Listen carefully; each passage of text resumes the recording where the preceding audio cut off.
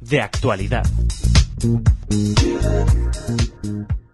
Hola oyentes de Radio Sefarade, tenemos el gusto de tener hoy en persona con nosotros a Albert Sabanoglu, que es un viejo conocido de la radio. ¿Qué tal, Albert? Sí, bien, gracias, hola. Viejo conocido y viejo contertulio sobre este mismo tema, de Turquía. El tema nunca desaparece, ¿no? Bueno, tú eres nacido en Turquía y por eso también te utilizamos mucho en ese sentido, pero es que justo antes de entrar a grabar estábamos pensando... ¿Cuántos años que ya lleva Erdogan en el gobierno? Claro, tiene claro. Más años que Radio Sefarade. Sí, te decía, puedes ir a los archivos y hace ya, no sé, como 7, 10 años que hablábamos del peligro de este hombre, mientras todo el mundo lo presentaba como islamista moderado y demócrata. Exacto, yo recuerdo que el presidente Zapatero lo sumó a su iniciativa de Alianza de Civilizaciones. Sí, él y muchos más, o sea, hasta hace 2, 3 años. Es alucinante, yo alucino. Pero, claro, luego creo que alguna vez lo hemos comentado que incluso la comunidad judía de Turquía, pues a pesar de la situación, aguantaba porque decía que la situación económica había mejorado y no querían arriesgarse a perderlo, ¿no? Sí, pero poco a poco se fue deteriorando por lo menos la visión de la comunidad judía como una comunidad segura. O sea, empezaron a sentirse bastante inseguros. Uh-huh. No económicamente, sino que por todo el antisemitismo así latente que estaba empezando a surgir, y alentado siempre por el gobierno, directa o indirectamente. Entonces, y luego ahora la situación económica empieza a empeorar, con lo cual sí, yo creo que en la comunidad judía hay mucha intranquilidad y por eso todas las peticiones. Uh-huh. Pero ¿de dónde venía el milagro económico de Erdogan? Eso es la pregunta del millón. Hay mucho debate sobre eso con los economistas. Hay un dinero caliente flotando ahí, un poco por la coyuntura mundial, que el dinero con la crisis que ha habido en Occidente, dinero caliente ha ido a las economías emergentes y ahora esto se está acabando precisamente. Entonces, en ese sentido, Brasil, por ejemplo, tiene el mismo problema. Claro. Pero luego hay otro dinero flotando por ahí que viene de países árabes, de Qatar, ¿no? de ventas ilegales, de negocios ilegales con Irán mientras estaba el bloqueo, de negocios con ISIS. Y eso también se acaba, porque ahora con Irán no sé. De negocios con ISIS. Entonces hay todo tipo de dinero. Hay mucha inversión de los árabes todavía. Uh-huh. En real estate, como se dice. Inmobiliaria. Inmobiliaria. Hay una burbuja muy parecida a la que estuvo aquí hace 10 años. Uh-huh. Entonces hay mucha construcción. Y bueno, todo esto se está acabando. Okay.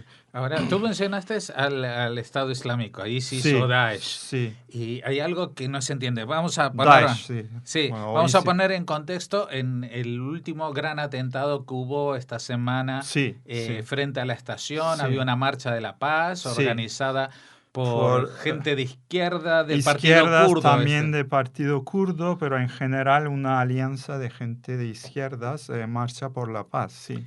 Ahora, explota esto, mueren 100 personas, no horrible. Es el primer atentado, este año hubo el Shuruk. O sea, claro, hace 2 meses y medio hubo otro, y realmente lo que nos ha oído en la prensa general es que de antemano hubo un montón de atentados contra mítines del partido kurdo, contra sedes del partido kurdo, pero todo esto no se escucha, claro. Hasta que el de Suruç fue algo muy gordo y ahora este es el mayor de la historia del país. Pero digo que hay algo que resulta difícil de entender. Mira, yo te confieso que ayer en las noticias, cuando hablaba de este atentado, porque salió el primer ministro Davutoglu, se llama, sí, ¿no? Davutoglu. Sí. Salió a los 10 minutos ya, sabía quiénes eran los posibles que estaban detrás de eso. Entonces dijo Daesh, el PKK kurdo. No, es ridículo, claro. O sea, esa tesis es para nublar para esconder la realidad, porque no hay dos personas o dos organismos que se odian más que el PKK y el Daesh. Claro. Están en guerra ahora mismo. Están en guerra. O sea, insinuar que lo han hecho juntos o sea, la gente que murió evidentemente era gente que el PKK nunca haría daño. Pero claro, ellos intentan esconder la realidad poniendo ahí el PKK también. Sí, pero aparte del PKK, yo digo, es muy probable que Daesh haga este tipo de atentados. Sí. Pero también este tipo de atentados no podría ser una propia maniobra del gobierno turco. Claro, no, eso es o sea, puede ser que lo hagan los de ISIS, pero que lo apoye el gobierno. Exactamente. Porque no había casi seguridad. Exacto, y este patrón se repite. O sea, claro. Lo mismo en lo de Suruç. Y es muy legítimo sospechar, y esa sospecha está ya en el aire en Turquía, que el gobierno, con el consentimiento del gobierno, por lo menos. Tuvo algo que hacer. Claro, algo que ver. Porque aparte, eso funciona, yo sospecho, o sea, por lo que se ve, funciona que hay muchas células del Daesh dentro de Turquía, porque el gobierno los apoyó, ¿no? Aparte, durante mucho tiempo. Claro, pero entonces, el gobierno sabe dónde están, no hace nada al respecto porque son sus aliados todavía. Y yo sospecho, y ya es una sospecha general, ya, yo creo que el gobierno cuando quiere les da luz verde y por omisión, por inactividad o lo que sea, pero sabe que algo va a pasar y ya, como se ha dicho en muchos medios, y estoy muy contento que ya ha llegado hasta aquí también esta información, que no había policías. Y esto es alucinante, como ha dicho el jefe del partido de los kurdos, lo ha dicho muy bien, es el único que habla claro, yo creo, que cuando hay un meeting, por ejemplo, del partido del gobierno, hasta 10 calles están como... El ejército, la policía. El ejército, la policía, etc. Por aquí, justo al lado, en el centro de Ankara, que es la capital. O sea, no había policía. Y es más, no sé si esto se ha oído aquí, justo después de que estalló la bomba, la policía empezó a tirar gas lacrimógeno contra los heridos. O sea, evitó que la gente ayudara, bloqueó las ambulancias y esto está en las... Qué barbaridad. Sí. O sea que ahí parece que... Y claro, nunca salen los que han hecho realmente esto. O sea, cuando se trata de un atentado así, o sea, esto también lo dijo muy bien, lo dijeron varios en Turquía. O sea, el gobierno tiene un aparato de inteligencia que en un minuto puede detectar a alguien que ha echado un tweet en contra de Erdogan, cogerlo y llevarlo a prisión.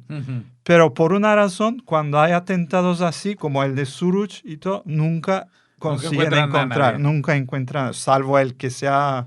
Claro. El que se ha estallado, pero... Claro, y aparte lo que te quería mencionar es que se supone que según las declaraciones de Erdogan y todo esto, pues hablan de que ellos están en contra de la brutalidad de Daesh, de Estado Islámico, pero...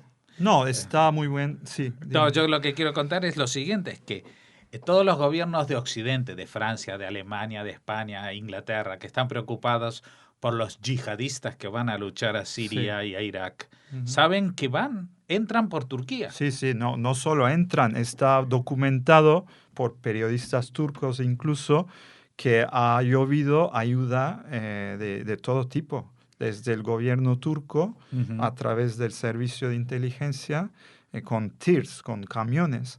De todo tipo, armas, abastecimiento, todo. O sea, claro, entonces ahora tenemos una situación muy extraña, porque por ejemplo con la entrada de Rusia para apoyar a Assad, que es el gran enemigo.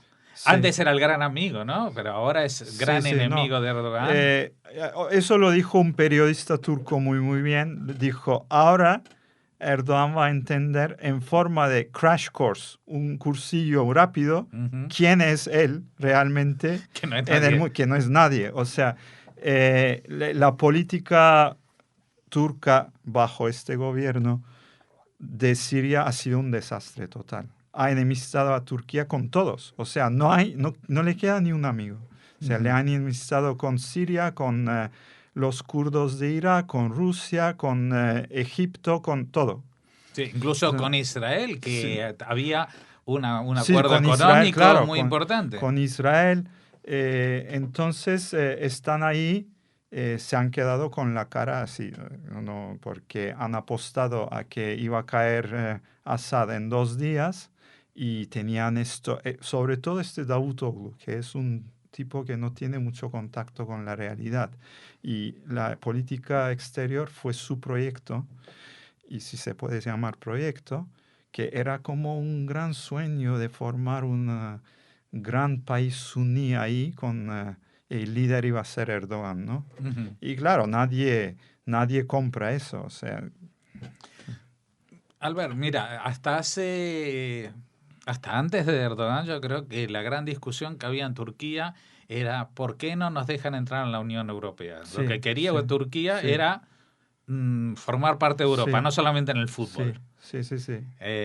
Y ahora parece como que con Erdogan cada vez se alejan más, ¿no? No, claro, pero es lo que quería Erdogan, ¿no? Él maniobró, como lo hizo en casi todo, mostrando que iba hacia una dirección mientras realmente iba a la otra. O sea, hizo 2 o 3 gestos, pero realmente está llevando Turquía a la dirección contraria, una dirección muy peligrosa, que en vez de formar parte de Europa, está formando parte del Oriente Medio, con todo lo que esto implica, ¿no? Y yo creo que es un peligro tremendo, no solo para Turquía, evidentemente, para también Occidente, ¿no? Y eso yo creo que no lo ha captado en su momento y ni siquiera ahora Obama, por ejemplo. Yeah. O sea, dejar que Turquía, que es un sitio, digamos, buffer, no sé cómo decir esto. Es una encrucijada. Entre Occidente y Medio Oriente, dejar que Medio Oriente llegue ahí y se coma a Turquía y llega hasta las fronteras y con una Grecia que también está muy débil. Y ya ves lo que está pasando con todos los refugiados. Claro, y esa es otra. O sea, entonces hay un peligro tremendo y no sé cómo se va a resolver. Mira, justamente sobre el tema de refugiados. La guerra de Siria lleva 4 años y desde hace mucho tiempo que ya se han ido los refugiados sirios, se han desplazado por todo el mundo, Sí. Y en Turquía hay como 2 millones, Sí, hay como... pero que ya están ahí hace mucho tiempo. O sea, Sí. el que menos, 6 meses, 1 año, los de Kobani son quizás los últimos, pero... Y nunca habían cruzado a Lesbos. Ya, pero eso ¿Quién puso en marcha eso? Ya, eso una pregunta que yo no puedo contestar. Eso no lo dice la prensa turca. Sí, no, hay teorías de la conspiración que fue Erdogan que lo hizo para, por ejemplo, chantajear a Oeste para que le dieran más dinero para cuidar de los refugiados o simplemente para molestar. Pero realmente yo no tengo datos sobre esto, ¿no? Es algo que el asunto de los refugiados sirios en Turquía es muy raro, porque sí se habla de ellos, pero no, o sea, teniendo en cuenta que son 2 millones, tú te imaginas que vinieran aquí 2 millones de estaría titular, ¿no? Todo el tiempo. Todo el tiempo, sí. ¿Qué vamos a hacer? ¿Cuál es la estrategia? ¿Dinero? Eso. No se habla de, o sea, están ahí, bueno, pues como un hecho de la vida, los ves en todas partes. ¿Y qué hacen? ¿Porque trabajan? Hay ciudades donde ya son mayoría, por ejemplo, ciudades pequeñas donde forman la mayoría de la población. ¿Y ya están integrados en la economía, hacen cosas o los mantienen encerrados? Eso es lo que digo, o sea, no tienes datos sobre esto. No lees nada en los periódicos, ni se habla en foros. Y yo creo que, supongo que se adaptan más o menos, porque no hay casos de violencia, por ejemplo. Ha habido un par así de gente que estaba cabreada porque los inmigrantes trabajan para sueldos más bajos. bajos, ¿no? Entonces, pero una o dos casos, considerando que estás hablando de 2 millones de personas, no hay incidentes. ¿Cuántos hay en Turquía en total?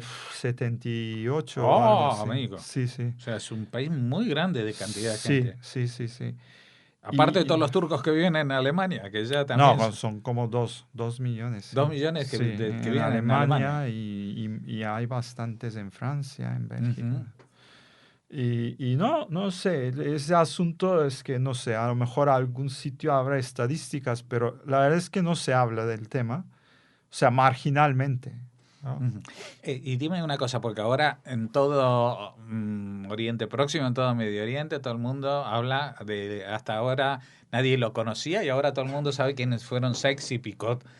Los dos, el francés y el inglés, sí. que dibujaron el mapa del Medio Oriente cuando se rompió el Imperio Otomano. Sí. Vale, yo pregunto, ¿en Turquía sueñan con volver a ser la capital del Imperio Otomano? Pues eso era el sueño de este hombre, que te digo, de Davutoğlu, que no tiene ni pies ni cabeza, no tiene. Este hombre vive en un mundo irreal y ha hecho que Turquía se entrara en un berenjenal y no sabe cómo salir, ¿no? Porque la política de Turquía hasta entonces, sea lo que sea el gobierno, sea de derechas, de izquierdas, pero la política exterior era una constante desde los tiempos de Atatürk. Era no mezclarse de ninguna forma con asuntos de Medio Oriente y mantenerse lo más posible unido a la Alianza Atlántica, ¿no? Pero esto ha cambiado ahora. Ha habido pretensiones de imperialismo, de volver al Imperio Otomano. En fin, son cosas como descabezadas. ¿Y qué? Descabelladas. Sí. Pero, ¿qué es lo que se puede pensar de cara al futuro? Es muy difícil.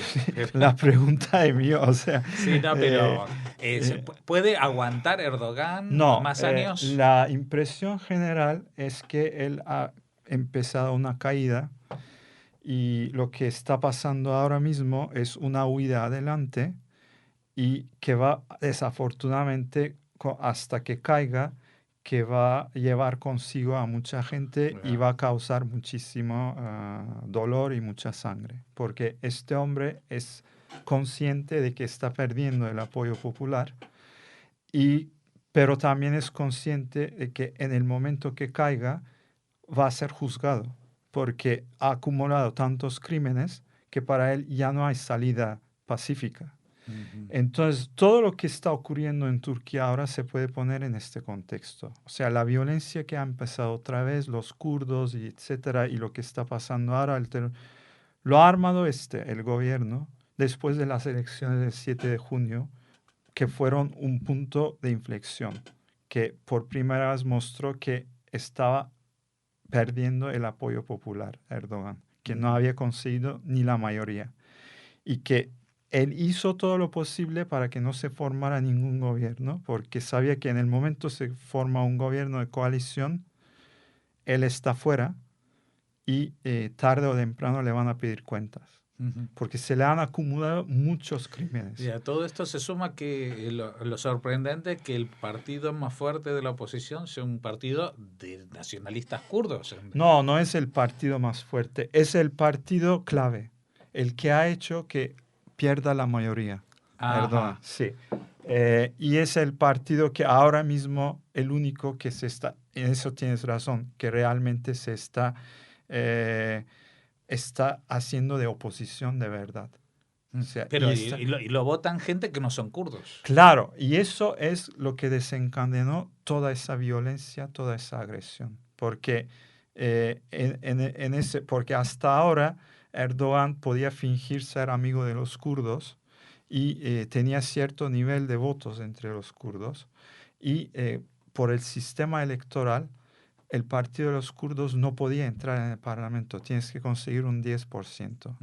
Y ellos siempre pasaba. Entonces siempre el partido de Erdogan obtenía muchísimos más asientos que votos y se mantenía en el poder. Estos ahora han hecho algo, como dices, muy bueno, que han salido de ser solo un partido kurdo, se han abierto a la población general, a los ONGs, a los izquierdistas, a los jóvenes que están hartos de todo, de este sistema, de Erdogan, e incluso a los homosexuales. Se están convirtiendo y han recibido votos de gente que no es kurda. Uh-huh. Y con eso han podido superar el 10%. Y cuando ellos superan el 10% es cuando Erdogan pierde la mayoría. Entonces, todo lo que está pasando estos meses es la estrategia de Erdogan de atacar, de otra vez armar la guerra para que este partido pierda su 10% Uh-huh. y que él pueda salir otra vez con mayoría. Pero no está funcionando según las encuestas. Y como no está funcionando, se está poniendo más agresivo. Claro. Y puede que incluso alegando violencia, etcétera, declare el estado de emergencia para no dejar hacer estas elecciones de nuevo, porque está viendo que su estrategia no resulta. Va a salir el mismo resultado. Uh-huh. Todas las encuestas lo dicen. El partido kurdo no pierde votos. Bueno, no sé si he podido explicar. Sí, te has podido explicar, sí. Y aparte nos has dado muchísimos datos, informaciones y orientación sobre lo que está pasando, porque claro, como tú dices, aquí en la prensa pues no le prestan atención hasta que de vez en cuando sucede algo y lo que está pasando no es algo marginal, no es algo solamente que le preocupa a los turcos. Lo que está pasando en Turquía tiene repercusiones en Oriente Medio, tiene repercusiones en Europa. Estabas hablando de Grecia, Bulgaria, todos los países que están en la frontera. Y realmente te agradecemos mucho lo que nos has contado, porque claro, nosotros igual podemos leer algo en la prensa en inglés o en francés, pero la prensa turco, solamente gente como tú puedes traducirnos y hacernos llegar lo que allí se está hablando. Muchas gracias, Alvar Sabanoglu, otra vez. Gracias a vosotros.